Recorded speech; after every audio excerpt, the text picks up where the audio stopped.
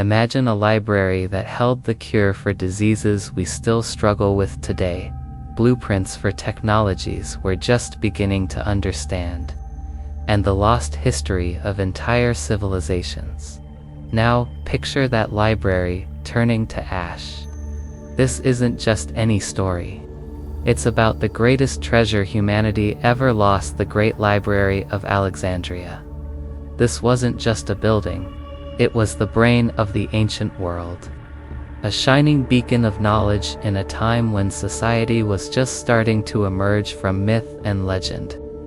Founded around 280 BC by Ptolemy I Soter, a successor to Alexander the Great, the library had an audacious mission: to gather all the knowledge of the world under one roof. And for a while, it actually did. Think about it. This wasn't some dusty old archive you'd find in a corner. It was a vibrant, living institution, part of a larger research center called the Mauseon. This was where the greatest minds of the time came together. Imagine it like the Silicon Valley of antiquity. Euclid, the father of geometry, walked those halls, laying down principles that students still learn today. Archimedes, the brilliant inventor and mathematician, likely studied there too, dreaming up ideas that would shape engineering for centuries. And let's not forget Eratosthenes, the head librarian, who calculated the circumference of the Earth with jaw-dropping accuracy, and even created the first world map based on scientific principles. How cool is that? The scale of the library was absolutely breathtaking. Estimates suggest it housed between 400,000 and 700,000 papyrus scrolls. Can you imagine? Every ship that docked in Alexandria's bustling port was searched. If a book was found that the library didn't have, it was seized, copied by official scribes, and the copy was returned to the owner. The original, that stayed right there in the library.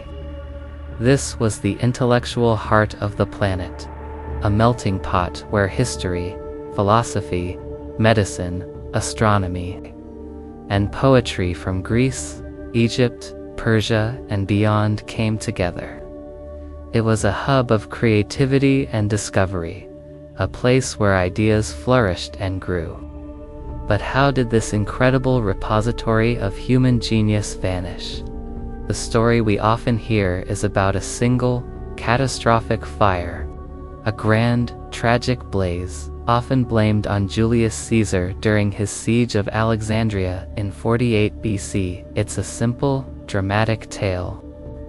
But let's dig a little deeper, because it's actually one of the greatest lies in history.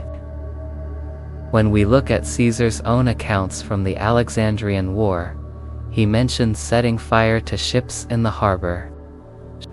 Sure, that fire spread to some nearby docks and warehouses, and it's plausible that some scrolls stored there waiting their turn to be processed into the main library were destroyed. That's a tragic loss, no doubt. But was that really the end of the Great Library? Not even close. Contemporary thinkers, like the philosopher Seneca, writing years later, mention the loss of 40,000 scrolls in a warehouse. He never once claims the Great Library itself was burned to the ground. The main institution, the brain of the ancient world, survived. So, if it wasn't Caesar, what really happened? The answer is much more complex and, in many ways, more tragic.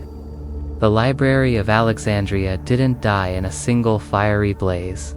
Instead, it suffered a slow, agonizing death by 1,000 cuts, bled out over 400 years of neglect, purges, and political turmoil. The decline began subtly. After the golden age of the Ptolemies, Roman influence grew, and with it came a shift in priorities.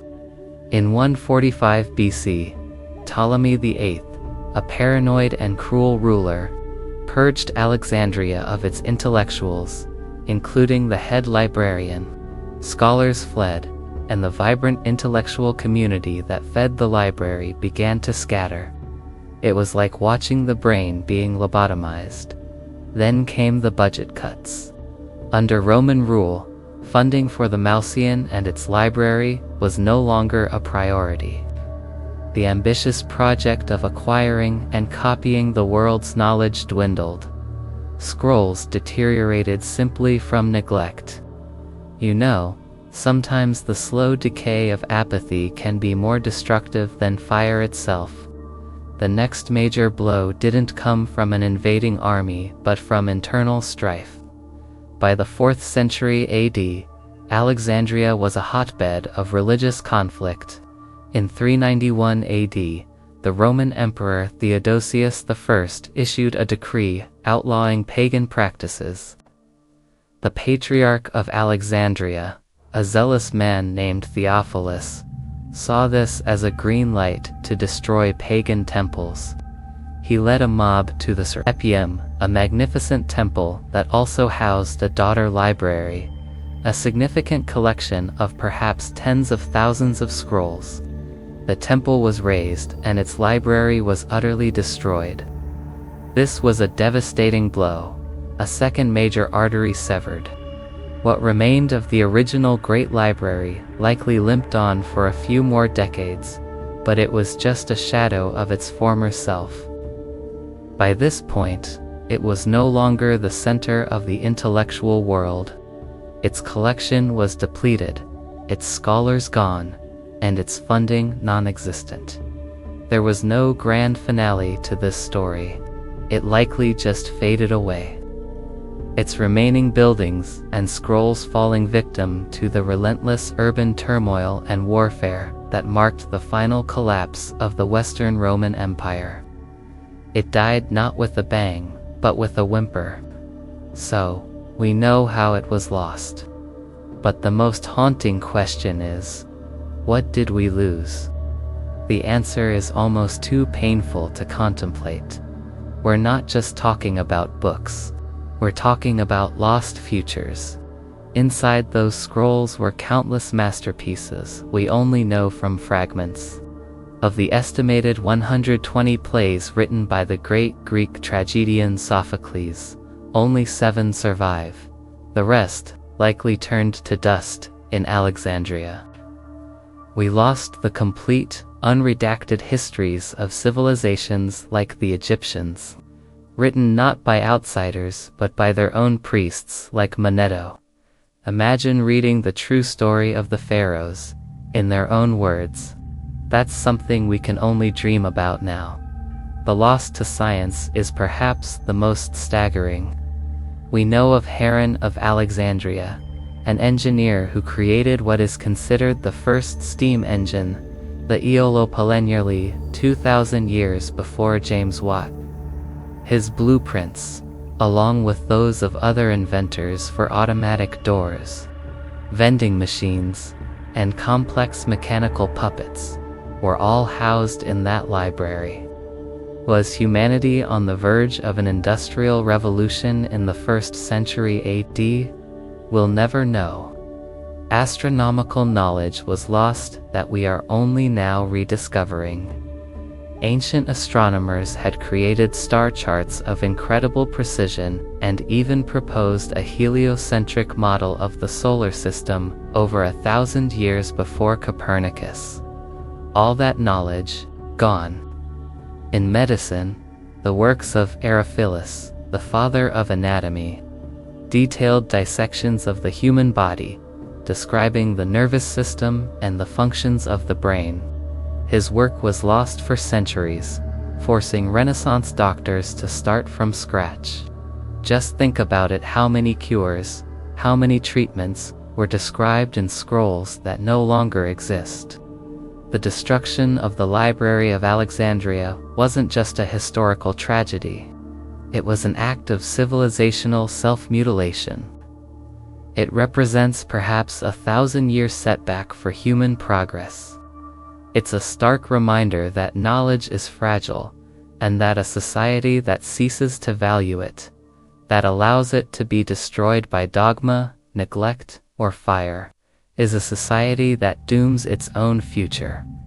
The story of Alexandria serves as a warning. It's a call to protect our modern libraries, our archives, our internet, our collective memory. Because if we forget the lessons of the past, we are destined to lose our future all over again. Thanks for joining me on this journey into our lost history. If you found this story as fascinating and important as I do, please consider liking this video and subscribing to the channel for more deep dives into the mysteries of our past. Your support helps us keep these stories alive. Can't wait to see you next time.